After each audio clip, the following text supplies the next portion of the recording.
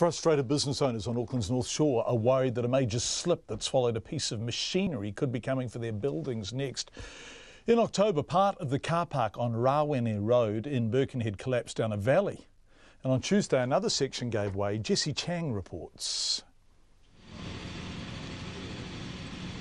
It's a long drop from the car park down to the valley below, and now there is another gaping hole edging closer to the back of businesses on Mokoia Road. Auckland Transport spokesman Mark Hannon says the car park was built on the site of an old landfill, and engineers are still investigating the exact cause of the second slip. Tony Cradwick from Highbury Optometrists, which is only metres away from the hole, saw the land crumble. We realised there was a heavy bit of machinery and people jumping around as part of the bank was collapsing, and then it all just escalated from there. Took about, 3 to 5 minutes in total, and we now have a humongous horseshoe tear, which I estimate to be probably 40 metres down deep. It was a pretty scary event to watch. Steve Sims from the Birkenhead Brewing Company was at the slip today. He says he expects more cracks and holes to appear. Look at the curb. In the time that we've been talking, that curb has dropped around about half a metre. So if you want to see some action in landslides, now's the time to do it. Mark Hannon says a piece of machinery, which was used for drilling, was swallowed by the second slip and is still buried by earth and gravel.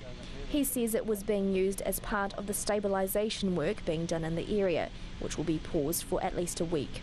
Sarah Dimmerline, the production manager at Curlin Fashions, which is also on Mokoia Road, saw the drilling on Tuesday before the ground caved in. We were worried that they might be putting too much pressure on the ground or something like that, but you sort of just watch and you can't really say anything, you can't interfere down there. And when we left and they were still drilling, and that was about 4 o'clock, and then the next day we came back here and all that had dropped away. Ms Dimmerline says it's scary to see the slip widening, and she's worried more of the road will go. She says that could have a huge impact on her business. Obviously we're going to have to deal with insurance companies and people's pay, and our living is going to be affected really. We have to relocate, and that will be a big upheaval. Ms Dimmerline says many businesses are frustrated by the lack of information from the Auckland Council and Auckland Transport about what is happening, but Mr Hannon says regular updates have been sent to businesses and apartment owners near the slip. He says since Tuesday a person has also been in the area talking to those who are worried about what has happened. Mr Hannon says there could be more slips, but not any that should affect the buildings on Mokoia Road because they are on natural ground, not former fill land.